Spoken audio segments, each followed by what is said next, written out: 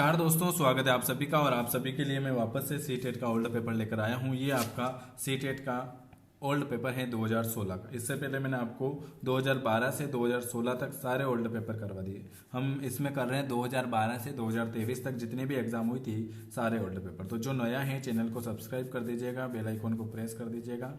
और हमसे अगर डेली की क्लास में जुड़ना चाहते हैं तो इस नंबर पर व्हाट्सअप कर दीजिएगा 9753749986 पर आप मैसेज करके हमारी फ्री वाली क्लास से ऐड हो सकते हो। इसके अलावा आपके लिए नोट्स भी अवेलेबल है, मैंने आपको बता रखा है। 199 में आपको हिंदी पेडागोजी के 1000 क्वेश्चन, मैथ्स पेडागोजी के 1000 क्वेश्चन, सीडीपी के 1300 क्वेश्चन, संस्कृत के 1500 क्वेश्चन और 2012 से 2019 तक ये सारा मटेरियल जो मिल रहा है आपको अभी 199 में मिल रहा है। तो जिनको भी अभी परचेस करना है वो कर सकते हैं। चलिए, पहला क्वेश्चन आपके सामने क्या लिखा हुआ है। पहला क्वेश्चन आपके सामने ये रहा। विद्यार्थियों में संप्रदायात्मक विकास को प्रोत्साहित देने के लिए कौन सी विधि सबसे अधिक प्रभावी है। चलिए, पहला क्वेश्चन आपके सामने। Very very good. तो विद्यार्थियों को बहुत से उदाहरण देना और उन्हें तर्क शक्ति का उपयोग करने के लिए प्रोत्साहित करना। ऑप्शन आपका ए वाला आ जाएगा। चलिए, अगला क्वेश्चन क्या लिखा हुआ है आपके सामने। अगला क्वेश्चन लिखा हुआ है दूसरे नंबर का कि प्राथमिक विद्यालयों के बच्चे उस वातावरण में सबसे प्रभावी ढंग से सीखेंगे। किस वातावरण में? प्राथमिक विद्यालयों के बच्चे उस वातावरण में सबसे प्रभावी तरीके से सीखेंगे जहां उनकी संवेगात्मक आवश्यकताओं की पूर्ति होती है और वे अनुभव करते हैं कि वे महत्वपूर्ण हैं। चलिए, अगला क्वेश्चन क्या लिखा हुआ है।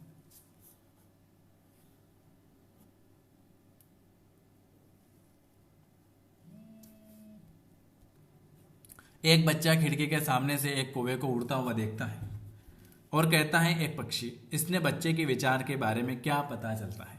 बच्चे की स्मृति पहले से भंडारित होती है। बच्चे में पक्षी का प्रत्यय विकसित हो चुका है। बच्चे ने अपने अनुभव बताने के लिए भाषा के कुछ उपकरणों का विकास कर लिया। तीसरे नंबर का तो इसमें जो है बच्चे में पक्षी का प्रत्यय विकसित हो चुका है। ऑप्शन आपका खाली दूसरे नंबर का आ जाए। चलिए, अगला क्वेश्चन क्या लिखा है। कोई भी शिक्षिका अपने विद्यार्थियों को क्या कहे कि उन्हें भीतरी प्रेरणा के साथ कार्य करने के लिए प्रोत्साहित कर सके। तो इसे जो है कोई शिक्षिका अपने विद्यार्थियों को क्या कहे कि उन्हें भीतरी प्रेरणा के साथ कार्य करने के लिए प्रोत्साहित कर सके, तो इसे करने की कोशिश करो, तुम सीख जाओगे। कोई भी शिक्षिका अपने विद्यार्थियों के अध्ययन के लिए अध्ययन करते हुए आंतरिक रूप से उत्प्रेरित करने के लिए कैसे प्रोत्साहित कर सकती है। व्यक्तित्व लक्ष्य निर्धारित करने और उनमें निपुणता पाने में उनकी मदद कर सकती है। अगला क्वेश्चन क्या लिखा हुआ है। अगला क्वेश्चन, किसी भी प्रारंभिक कक्षा में प्रभावशाली शिक्षक का उद्देश्य विद्यार्थियों को उत्प्रेरित करता है। Very very good. किसी भी प्रारंभिक कक्षा में प्रभावशाली शिक्षक का उद्देश्य जो होता है सीखने के लिए, किसके लिए? सीखने के लिए, जिसमें वे जिज्ञासु बने और सीखने के लिए ही सीखना पसंद करें। अगला क्वेश्चन क्या लिखा है आपके सामने। अगला क्वेश्चन आपके सामने लिखा हुआ है कौन सा उदाहरण प्रभावशाली विद्यालय की प्रथा का है। कौन सा उदाहरण प्रभावशाली विद्यालय की प्रथा का है। व्यक्ति सापेक्ष अधिगम। कौन सा? व्यक्ति सापेक्ष अधिगम। ऑप्शन ए वाला। विकास का सिर पदानुमुख दिशा सिद्धांत व्याख्या करता है सिर से पैर की ओर। सिर पदानुमुखी, तो कहां से? सिर से पैर की ओर। ये क्वेश्चन वेरी आईएमपी। सेफे कोडिकल, वो तो आपने सुना ही होगा। भाषा विकास के लिए सबसे संवेदनशील समय कौन सा है। भाषा विकास के लिए सबसे संवेदनशील समय जो है वो हो जाएगा प्रारंभिक बचपन अवस्था। कौन सा हो जाएगा? प्रारंभिक बचपन अवस्था।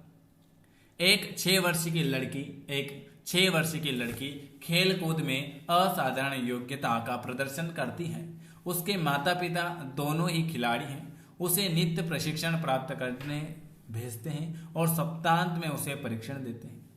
बहुत संभव है कि उनकी क्षमताएं निम्न दोनों के बीच परस्पर प्रतिक्रिया का परिणाम होगी।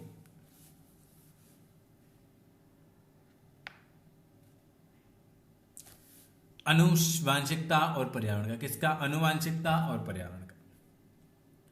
कौन से समाजीकरण के गौण वाहक हो सकते हैं? समाजीकरण के गौण वाहक कौन से होंगे?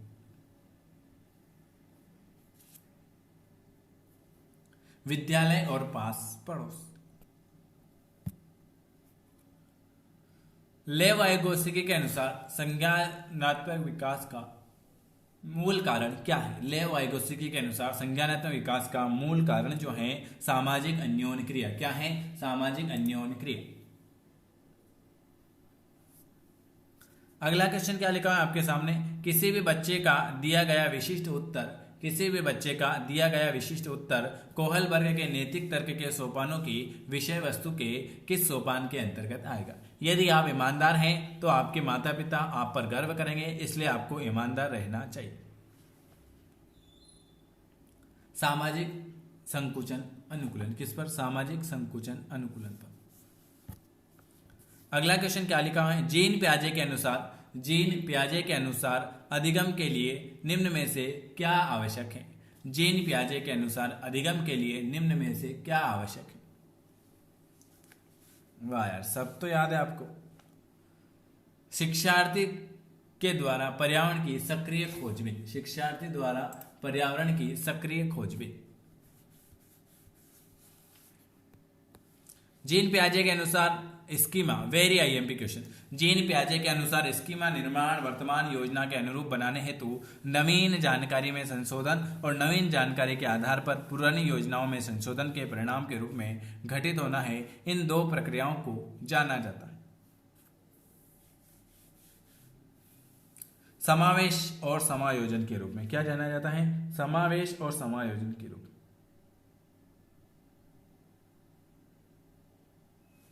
चलिए अगला क्वेश्चन क्या लिखा हुआ है? किसी भी प्रगतिशील कक्षा की व्यवस्था में शिक्षक एक ऐसे वातावरण को उपलब्ध कराकर अधिगम को सुगम बनाता है जो समावेश को हतोत्साहित करते हैं, आवृत्ति को बढ़ावा देते हैं, खोज को प्रोत्साहित करते हैं या नियामन।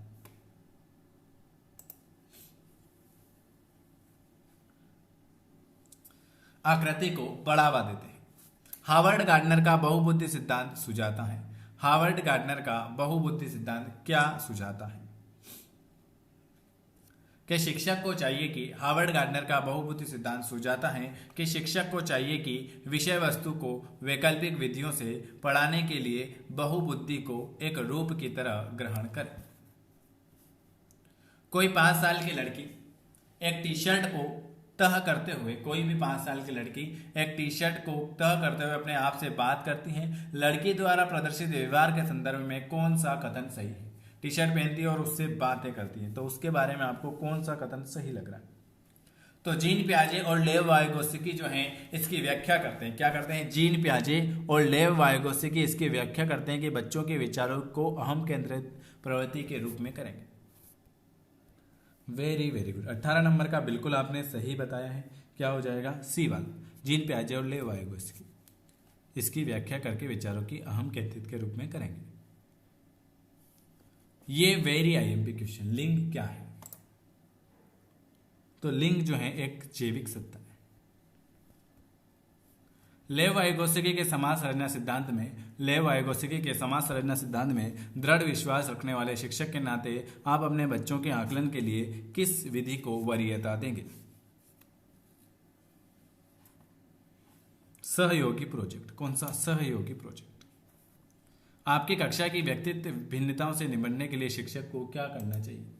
अपनी कक्षा की व्यक्तित्व भिन्नताओं को निपटने के लिए एक शिक्षक को क्या करना चाहिए? बच्चों से बातचीत करें और उनके दृष्टिकोण को महत्व दें। आजकल उद्देश्यपूर्ण होता है। क्यों आजकल उद्देश्यपूर्ण होता है? यदि इसमें विद्यार्थियों में भय और तनाव का संचार हो।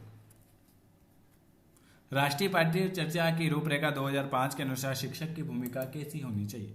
राष्ट्रीय पाठ्य चर्चा की रूपरेखा एनसीएफ 2005 के अनुसार शिक्षक की भूमिका कैसी होनी चाहिए? सुविधादाता होनी चाहिए। अनुसंधान सुझाने हैं कि एक विविध कक्षा में अपने विद्यार्थियों से शिक्षिका की अपेक्षा विद्यार्थियों के अधिगम जो होंगे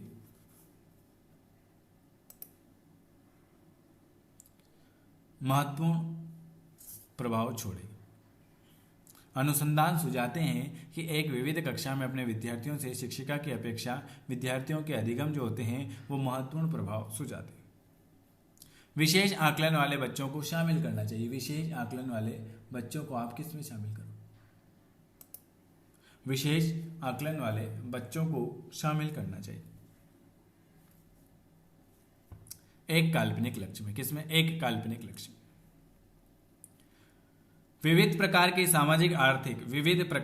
सामाजिक आर्थिक और सांस्कृतिक पृष्ठभूमि के बच्चों से युक्त कक्षा सभी विद्यार्थियों के अधिगम अनुभव को बढ़ाती है। यह कथन क्या है?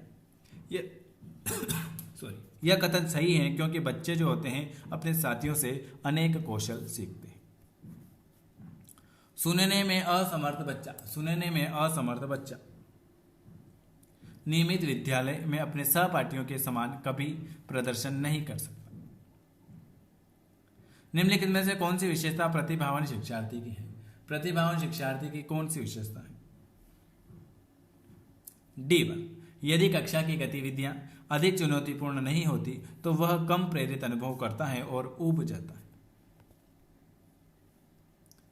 एक शिक्षिका अपनी प्राथमिक कक्षा में अपने प्रभावी अधिगम को बढ़ा सकती है। क्यों बढ़ा सकती है? क्योंकि उसकी विषय वस्तु को विद्यार्थियों के जीवन के साथ संबंधित करके।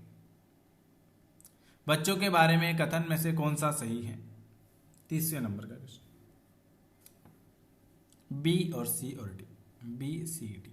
बच्चे समस्या समाधान करता है, बच्चे वैज्ञानिक शोध करता है, बच्चे पर्यावरण के सक्रिय, बच्चे जानकारी के निष्क्रिय प्राप्त करता है। ऑप्शन ए वाला गलत हो जाएगा।